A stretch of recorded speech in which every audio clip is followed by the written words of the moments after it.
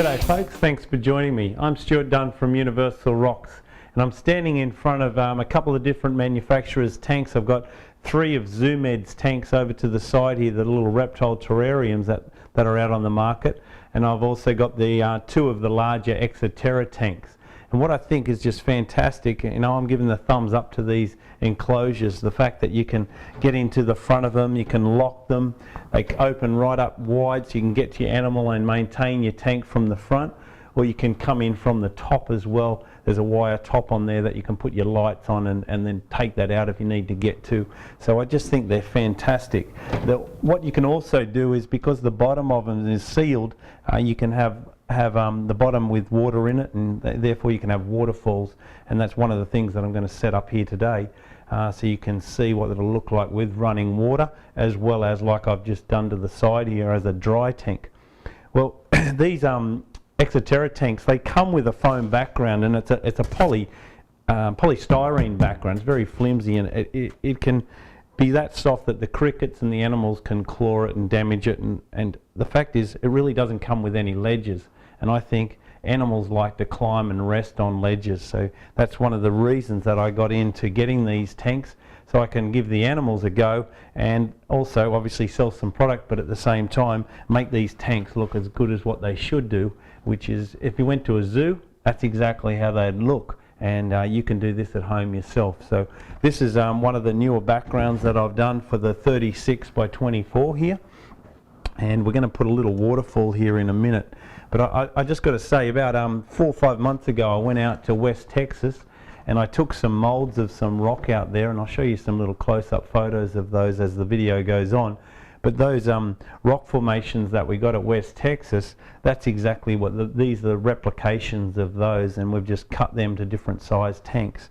So I think you'll appreciate that, how real it looks, exactly like the mold. So we'll just show you some before and afters as we go on. What you've got to do to put these in place is you just got to peel off the Velcro in a minute, and you'll just squash that to the back of the tank. Secondly, if you're going to run water, you need to drill a hole. Each of these are made to have a waterfall in 1 or 2 places, but really you can play with that yourself, and you can have 2 or 3 places if you want with water running down. In this case, I've got the ledge, a little indentation in the middle here. I've already drilled that with a half inch drill, and now it's ready for the fitting. So I just grab my little pump and tubing and the fitting on the end there. This is a little 30-gallon-hour pump, plenty of water for what we're doing, and we just simply squash that in there. You can get some silicone and silicone around that, but if it's a tight fit, which this is, it doesn't really matter. If the water drips through, it's only going to drip into the catchment of water below anyway, where your pump's sitting. So the other thing that I've actually done here also is I've cut out with a knife, and that's the great thing with this, you can actually cut and break little bits away to allow for your tubing from your pump, the pump wire. Let me just grab the bottom of that.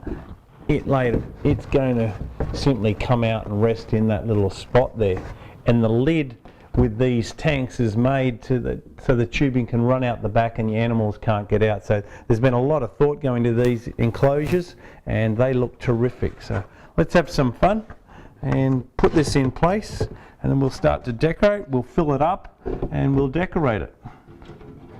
So we'll open these doors. Actually, I say that, I'm probably going to come in from the top with this. Okay. So we just feed this over the top.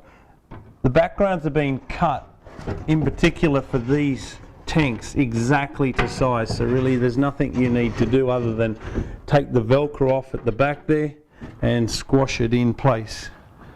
So I'll do that. So once we've got that off, we can come back around the front, push this all the way to the back, fix your lead up into the little spot in the tank and the little spot that I've cut out. Once I've got that in the right place, push this back again. Okay, push up against so your Velcro holds it in, and that's about it. So now we're really ready to place some rocks. Be a little bit careful doing this.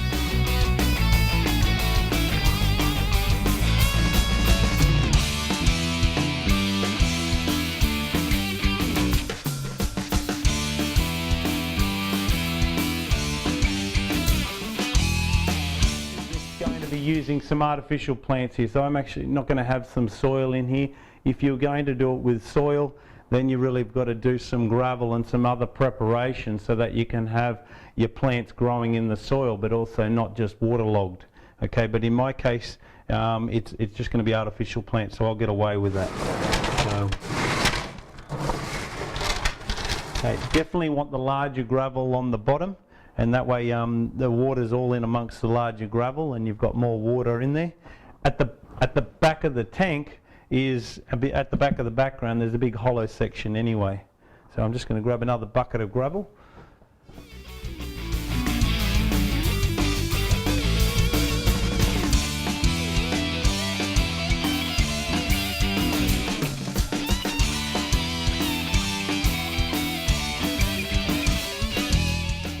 What I've got beside me here is I've got some decoration rocks which are fantastic. You can just put them in the bottom of the tank just like I'm going to do here. Okay, but if you've got some snakes or lizards that you don't think there's enough ledges on this and you'd like some more, you can come along, put some blobs of silicon on this and then squash this onto the side of your tank and create a really interesting look. Obviously it's not going to look so nice on the side, so depending on whether you're going to view it from the side will help you decide whether you want to actually do that. But they do silicon because they're perfectly cut through a saw. They do silicon really easy onto the side of the tank, and when that's done properly, that'll hold your weight of your snake. So there's a whole range of different ones to do that with, and you could come along with one on one side, one on the other, or two on one side and one on the other. Okay.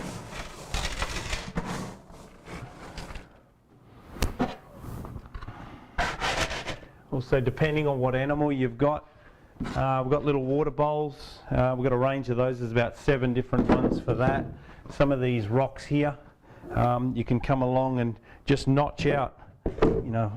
Let's do it with this one, for example, here. We want to make that into a little hide rock at the same time for whatever animal you've got in there.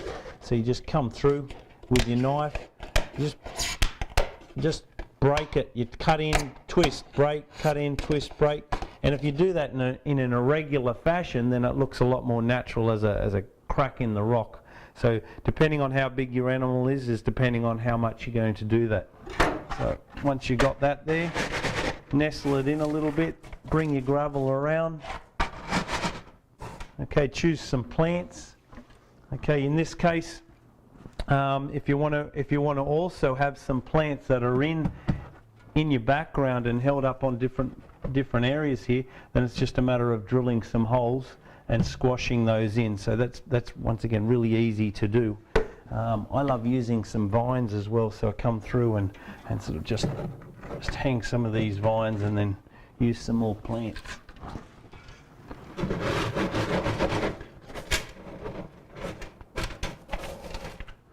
Okay, I'm actually going to fill this up, so we'll just stop in a second and just get it full, and then I'll come back and show you what the finished product looks like.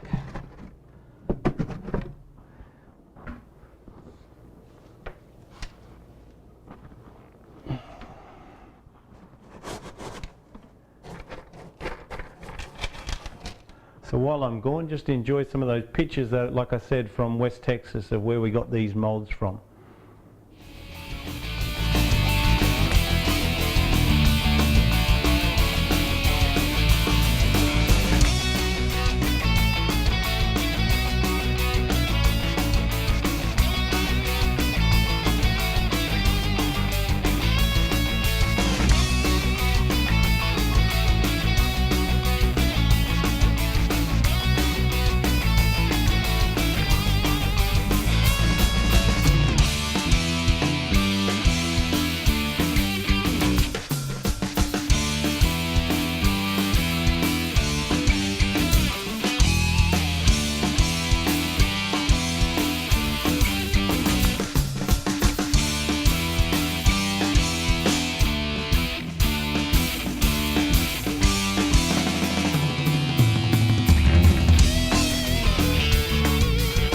Okay, so I've just finished filling it up. I did wash the gravel way before I started all this, and I suggest you always do that. So we've washed the gravel, we've filled it up. I did drill a little 1/2-inch hole in the background over to the side here and squash the butt of this plant into that. This is a little artificial cycad. And now really we're ready to turn it on, so let's just pull around the side here. Okay, this is a little 30-gallon-per-hour pump. There is a little control valve typically on the smaller pumps, and depending on whether you're setting up one of the smaller tanks over the side here, you might want to adjust that to suit your size tank.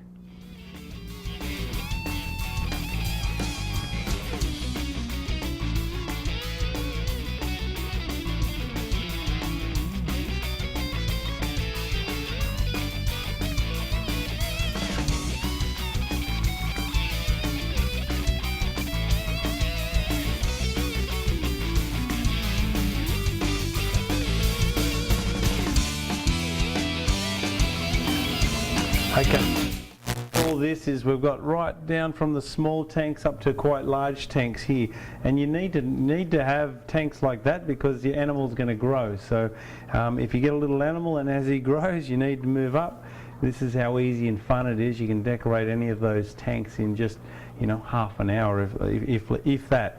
So we've got 1, 2, 3 with water and then the other 2 without, but you can change that to have water at any time just with a matter of drilling a little hole and squashing a pump behind the back of the background. So I hope you had fun watching this, and I hope you'll have fun doing it at home yourself.